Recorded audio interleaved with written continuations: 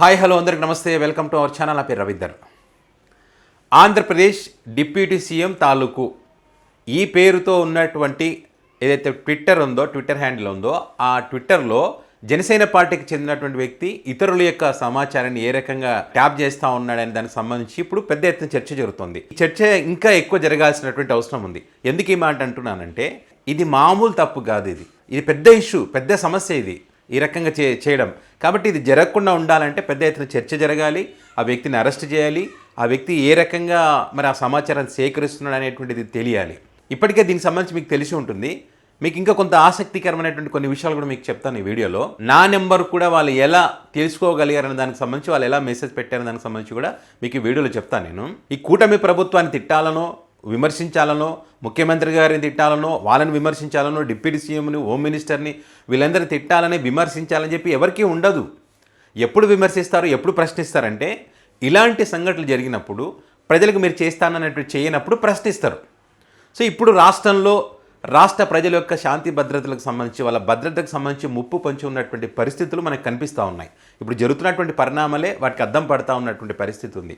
ఏదైతే deputy CM Pawan Kalyan గారు మొన్న కాకినాడ పోర్టుకు వెళ్ళినప్పుడు ఒక బియ్యం మరి అక్కడికి ఎలా వచ్చాయి, ఇంత అవినీతి ఎలా జరుగుతుంది అని దానికి సంబంధించి ఆయన మాట్లాడుతూ ఏం చెప్పాడప్పుడు, సరే ఇవి బియ్యం కాబట్టి సరిపోయింది, లేకపోతే ఒక గన్నులో, తుపాకులో, ఇంకేమైనా ఆర్డీఎక్సో ఏదైనా ఇట్లా సప్లై చేసి ఉంటే దేశ భద్రతకు ముప్పు పొంచి ఉంటుండే కదా అని చెప్పి పవన్ కళ్యాణ్ గారు మాట్లాడడం జరిగింది. కాబట్టి దీనిపైన మనం సీరియస్గా ఫోకస్ పెట్టాలి, దీనిపైన సీరియస్గా చర్చ జరగాలని చెప్పి పవన్ కళ్యాణ్ గారు మాట్లాడారు.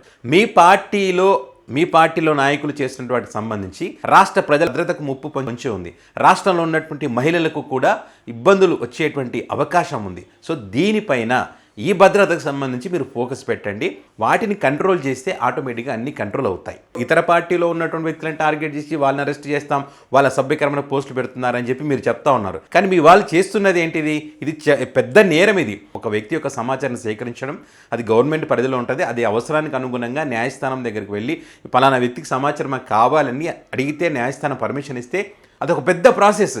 అలాంటిది ఈ వ్యక్తి ఎలాంటి టూల్స్ వాడి ఇతరుల సమాచారాన్ని సేకరించగలిగాడు మరి? సో ఇప్పుడు ఏదైతే అనిల్ అండ్ ఈ జనసేన పార్టీకి చెందినటువంటి వాళ్ళ యొక్క మధ్య జరిగిన డిస్కషన్ మీకు తెలిసే ఉంటుంది, కానీ కొంతమందికి తెలియాలి ఏం జరిగిందని. ఆ వ్యక్తి అనిల్ అనేటువంటి వ్యక్తి బెంగళూరులో ఉంటాడు. బెంగళూరులో ఉన్నటువంటి వ్యక్తి ఆంధ్రప్రదేశ్కి సంబంధించి ఏదైతే ఆంధ్రప్రదేశ్లో కూటమి సర్కారు వచ్చిన తర్వాత జరుగుతున్నటువంటి పరిణామాలు కానీ, వాళ్ళు ఇచ్చినటువంటి హామీలకు సంబంధించి కానీ క్వశ్చన్ చేశాడు. ఇలా క్వశ్చన్ చేయడం తప్పు అని చెప్పి జనసేన పార్టీకి చెందినటువంటి వీళ్ళ యొక్క అభిమానుల యొక్క ఆలోచన. చేయకూడదు, చేస్తే మనం ఏం చేస్తామన్న దానికి వీడు ఆ గ్రూపులో ఏదైతే ఆ ఏపీ డిప్యూటీ సీఎం తాలూకు అని చెప్పి ట్విట్టర్ హ్యాండిల్ ఉందో, ఆ దాంట్లో వీడి నెంబర్ కనుక్కోండి అని చెప్తే ఆ వ్యక్తి అనిల్ అనేటువంటి వ్యక్తి నెంబర్ ఇవ్వడం జరిగింది. ఇచ్చిన అర్ధగంటలోనే ఆ వ్యక్తి యొక్క సమాచారం, ఆ వ్యక్తి ఉన్నటువంటి లొకేషన్ అవన్నీ కూడా అక్కడ ట్విట్టర్ హ్యాండిల్లో మరి పబ్లిక్ డొమైన్లో పెట్టడం జరిగింది. ఎంత దారుణం చూడండి, మామూలు విషయం ఇది. ఒక వ్యక్తి యొక్క సమాచారాన్ని లొకేషన్ పెట్టగలిగాడంటే మరి ఏ రేంజ్లో వాడు దాన్ని హ్యాక్ చేస్తున్నాడో చూడండి మరి. సో మనకు తెలిసి ఈ వ్యక్తి ఒక్కడే, అనిల్ అనే పర్సన్ ఒక్కడే. మనకు తెలియకుండా ఇంకెంత చేస్తున్నారో మనకి ఎట్లా తెలుస్తుంది? కాబట్టి ఆ వ్యక్తిని అరెస్ట్ చేసి పూర్తి స్థాయిలో చాలా సీరియస్గా విచారణ జరపాల్సినటువంటి అవసరం ఉంటుంది. అది మళ్ళీ వాళ్ళకు ఒక టీం ఉంటుందంట. ఆ టీంకి ఈ సమాచారాన్ని ఇచ్చి, ఆ వ్యక్తి లొకేషన్ ఇచ్చి, ఇదిగో ఇది చూసుకోండి ఏం చేస్తారో చూడండి అని చెప్పి ఆ వ్యక్తిని బూతులు తిడుతూ, ఒకవేళ వీళ్ళంతా చెప్పిన క్రమంలో బెంగళూరులో ఉన్నటువంటి పవన్ కళ్యాణ్ ఫ్యాన్స్ ఆ వ్యక్తి లొకేషన్ పట్టుకొని అక్కడికి వెళ్ళి ఆ వ్యక్తిని ఏదైనా చేస్తే, మళ్ళీ ఆ వ్యక్తి కుటుంబానికి సంబంధించిన ఫోటోలు కూడా ఉన్నాయని చెప్తున్నాడు. ఇంత దారుణం చూడండి. ఇంకా అండ్ ఇంకొకటి, నా విషయానికి వస్తే, నేను మొదటి నుంచి కూడా నా వీడియోలు మీరు గమనించండి. ఇక ఫ్రీ బస్సు లేనట్టే అని చెప్పి ఒక వీడియో చేశాను, మీరు చూడండి. ఆ వీడియో పెద్ద ఎత్తున వైరల్ అయింది. సో ఆ వీడియోకి సంబంధించి అప్పుడు కొంత బ్యాడ్గా కామెంట్లు పెట్టారు. సరే, వాళ్ళ కామెంట్ల గురించి మనకెందుకు అని చెప్పి నేను వదిలేశాను. అప్పుడు వాళ్ళన్న డైలాగ్ ఏంటంటే, ప్రభుత్వం వచ్చి 2-3 నెలలు కూడా కాలేదు, అప్పుడు ఉరుకులాడుతున్న ఉచ్చ నిలుస్తలేదా అన్నారు నన్ను. సరేలే ఏం చేసాం. ఇప్పుడు ఏంటంటే 6 నెలలు దాటింది, 7 నెలలుగా వస్తుంది. మరి ఇప్పుడైనా అమలు చేస్తారా? కానీ అమలు చేస్తారనేటువంటి ఆలోచనని ప్రభుత్వం చేస్తూ ఉందా? లేదు కదా. మరి నేను నిజమే చెప్పాను కదా. మరి అదేవిధంగా తల్లికి వందనం నీళ్ళు, తండ్రికి ఇంధనం ఫుల్ అని చెప్పి కూడా ఒక వీడియో చేశాను. అది కూడా బాగా వైరల్ అయింది. సో దానికి సంబంధించి కూడా అప్పుడు సేమ్ డైలాగ్, సేమ్ బూతులు, సేమ్ పేటీఎం బ్యాచ్ ఇదే మాట్లాడారు వాళ్ళు. మరి నేను అప్పుడైతే నిజమే చెప్పే కదా. ఇప్పుడు దానికి సంబంధించి ఏమైనా ఆలోచన చేస్తున్నారా? మరి తండ్రికి ఇంధనం అయితే ఫుల్ ఉంది, కానీ మరి తల్లికి వందనం అనేటువంటిది ఇక్కడ మరి అది అమలు చేస్తూ ఉన్నారా? చేయట్లేదు కదా. సో కనీసం దరిదాపుల్లో కూడా ఇది అమలు చేస్తారనేటువంటి ఆలోచన ప్రభుత్వం చేస్తూ ఉందా? చేయట్లేదు కదా. మరి నేను నిజమేగా చెప్పాను, అబద్ధం చెప్పానా? దీనికి పేటీఎం బ్యాచ్ కావాలా? దీనికి డబ్బులు తీసుకోవాలా?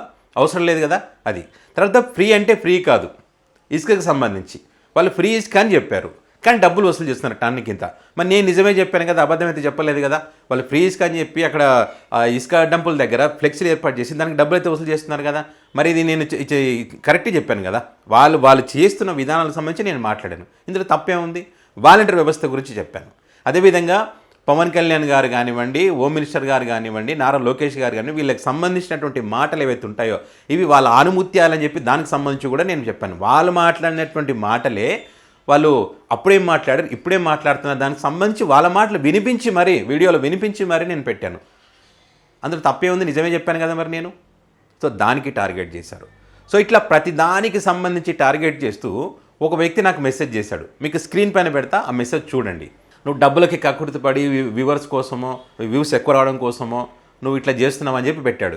నీ నెంబర్ కనుక్కోగలిగాం మేము, నీ లొకేషన్ అనుకోవడం పెద్ద కష్టమా అని చెప్పి ఆ మెసేజ్ మీకు కావాలంటే స్క్రీన్ పైన చూడండి. అయితే నేను పెట్టాను. నేను నా వీడియోలో వల్గర్గా మాట్లాడడం కానీ బూతులు తిట్టడం కానీ ఎక్కడ ఉండదు. నేను ప్రభుత్వం యొక్క తప్పులు మాత్రమే ప్రశ్నించాను. ఇక్కడ మీరు నా నెంబర్ కనుక్కున్నారు కదా, లొకేషన్ కనుక్కోవడానికి ఇబ్బంది పడకండి అని చెప్పి నా లొకేషన్, నా ఆధార్ కార్డు కూడా పెట్టా, పర్మనెంట్ అడ్రస్కి సంబంధించి కూడా పెట్టాను నేను. ఆ తర్వాత ఆ క్యాండిడేట్ కొంత డిస్కషన్ జరిగింది, నాకు ఆ వ్యక్తికి మధ్య డిస్కషన్ జరిగిన తర్వాత లేదు మీరు టార్గెట్ చేసినట్టుగా కనిపిస్తుంది నాకు అని చెప్పి ఆ వ్యక్తి మాట్లాడడం జరిగింది. ఆ తర్వాత మళ్ళీ నాకు మెసేజ్ లేదు, ఏం లేదు. కానీ నా వీడియోలు మాత్రం అప్పుడు నేను ఏ రకంగా ఉన్నాను, వాళ్ళు బూతులు తిడుతున్నప్పుడు ఏ రకంగా ఉన్నాను, ఇప్పుడు కూడా అదే రకంగా నా వీడియోలు పెడుతున్నాను, చేసుకుంటూ పోతున్నాను నేను. ఎందుకంటే ఉన్న విషయమే నేను చెప్తున్నాను. కల్పించి ఎవరో డబ్బులు ఇస్తేనో ఇంకోటో చేసి నేను ఇక్కడ చేయట్లేదు. ఎంతో కష్టపడి వీడియోలు చేస్తాం మనం, అంత ఈజీగా ఆషమాషిగా ఏం చెయ్యం మనం. 1000 వాట్స్ లైట్స్ 2 ఉంటాయి, ఆ లైట్లు కళ్ళు పాడవుతుంటాయి, కాళ్ళు నొప్పులు పెడుతుంటాయి, నిలబడి మాట్లాడుతుంటాం. ఒక పక్క ఆ సమాచారానికి సంబంధించి కొన్ని వేల మంది, కొన్ని లక్షల మంది చూస్తుంటారు. తప్పుడు సమాచారం ఇస్తే వాళ్ళు ఊరుకుంటారు, పబ్లిక్ చెప్పు తీసుకొని కొడతారు. ఏం సమాచారం ఇస్తున్నారో నువ్వు, ప్రజలను తప్పుదో పట్టిస్తున్నావు అని చెప్పి. సో అట్లా మనం ఏం కూడా సాధ్యమైనంత వరకు మన సమాచారాన్ని సేకరించి అది ప్రజలకు ఉపయోగపడేది కానీ పార్టీల పరంగా కానీ స్కీముల పరంగా కానీ మీకు చెప్పేటువంటి ప్రయత్నమే నేను చేస్తున్నాను అక్కడ.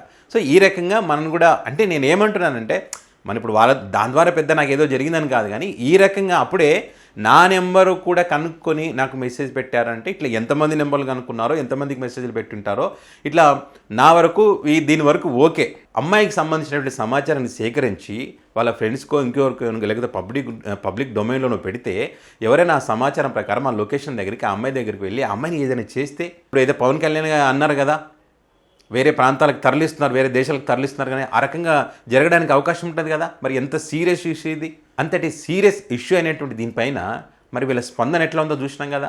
హోమ్ మినిస్టర్ గారు బాధ్యత ఉండాలి కదా, మరి నారా లోకేష్ గారు కూడా బాధ్యత వహించాలి కదా. ఎందుకంటే ప్రభుత్వంలో వీళ్ళు ఉన్నారు కాబట్టి, వీళ్ళే కదా మొత్తం నలుగురు కదా, పవన్ కళ్యాణ్, చంద్రబాబు, నారా లోకేష్, వంగల్పూడి అనిత గారు, వీళ్ళందరూ మరి పట్టించుకోవాలి కదా. ఇది రాష్ట్ర ప్రజల యొక్క భద్రతకు సంబంధించింది, ఇది రాష్ట్ర మహిళల యొక్క భద్రతకు సంబంధించింది, ఈ రాష్ట్ర అమ్మాయిల యొక్క భద్రతకు సంబంధించింది, ఈ రాష్ట్రంలో ఉన్నటువంటి యువతకు సంబంధించింది, వాళ్ళ ప్రజలందరి భద్రతకు సంబంధించి వాళ్ళ యొక్క సమాచారాన్ని సేకరించడానికి, వాళ్ళ సమాచారాన్ని పబ్లిక్ డొమైన్లో పెట్టడానికి నీకు ఎవడిచ్చాడు హక్కు? నీకు ఆ హక్కు లేదు. కాబట్టి ఇలాంటి వ్యక్తులు, ఆ పార్టీలో ఉన్నటువంటి ఇలాంటి వ్యక్తులను కంట్రోల్ చేసినటువంటి బాధ్యత డిప్యూటీ సీఎం పవన్ కళ్యాణ్ గారి పైన ఉంది. హోంమంత్రి వంగల్పూడి అనిత గారి బాధ్యత ఆ వ్యక్తిని అరెస్ట్ చేయించి సీరియస్గా దీనిపైన విచారణ జరిపించి నిజాలు నిగ్గు తేల్చాల్సినటువంటి అవసరం ఉంది. ఆ దిశగా వాళ్ళు సీరియస్గా విచారణ జరిపించే దిశగా వాళ్ళ చర్యలు తీసుకోవాలని చెప్పి ప్రతి ఒక్కరు కూడా, రాష్ట్రంలో ఉన్నటువంటి ప్రతి ఒక్కరు ప్రజలందరూ కూడా గట్టిగా ప్రభుత్వాన్ని ప్రశ్నించాల్సినటువంటి అవసరం ఉంది. ఎందుకంటే ఇది మీ భద్రతకు సంబంధించి, ఇక్కడ ఏదో వాళ్ళు పథకాలు ఇవ్వట్లేదు కాబట్టి కొట్లాడిని అని మనం చెప్పట్లేదు. రేపు రోజు మీ ఇంట్లో ఆడపిల్లలు జరగవచ్చు, మీకు జరగవచ్చు, ఇంకేదైనా జరగవచ్చు. కాబట్టి ఇలాంటి జరగకూడదంటే ప్రజలు ఖచ్చితంగా ప్రశ్నించాల్సినటువంటి అవసరం ఉంది. ఆ వ్యక్తికి శిక్ష పడేదాకా ఎవరు కూడా అసత్వం ప్రదర్శించకుండా ఉండాలనేటువంటిది నా యొక్క అభిప్రాయం.